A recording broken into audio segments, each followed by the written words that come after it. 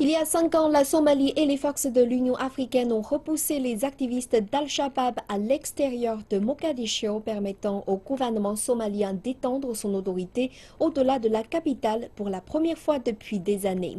Les affaires et les trajets quotidiens ont repris leur cours à Mogadiscio. Ce groupe a encore une fois prouvé être une force importante dans le pays. Voici Mogadiscio il y a 5 ans. Les activistes du groupe Al-Shabaab contrôlaient la majeure partie de la capitale, dont le marché Bakara, le plus grand marché de Somalie. En août 2011, les activistes ont été repoussés dans leur bastion de la capitale, permettant au gouvernement d'instaurer le contrôle sur la route Maka al-Mukarrama. Et voici le nouveau visage de Mogadiscio. Les affaires ont repris dans la ville, la circulation est régulière et le commerce au marché de Bakara est à son apogée une fois de plus. Ce n'est pas seulement la reconstruction de la capitale, les missions diplomatiques étrangères ont également réinstauré leurs liens avec la Somalie pour la première fois en plus de 2 décennies. Mais 5 ans après, Al-Shabaab reste une menace grave, avec des attaques contre les institutions gouvernementales somaliennes et les bases de l'Union africaine et des Nations unies. Cela fait 5 ans depuis que Al-Shabaab a été vaincu, mais le groupe s'est regroupé à l'extérieur de Mogadiscio et a changé de tactique de guerre. Le problème était que le gouvernement n'a pas créé son propre mécanisme qui pourrait entièrement éliminer Al-Shabaab de Mogadiscio.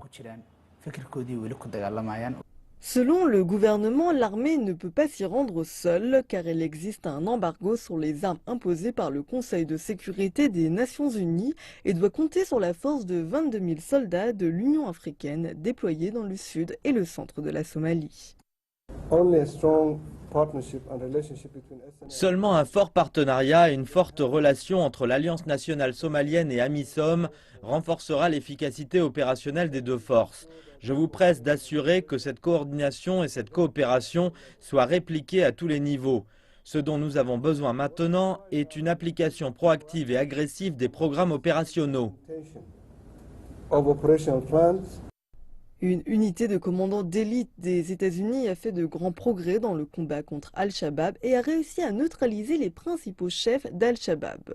Ces commandants de l'armée somalienne et d'AMISOM se sont rencontrés pour s'entretenir sur l'amélioration de l'armée nationale, car AMISOM prévoit de quitter le pays à la fin de l'année 2018.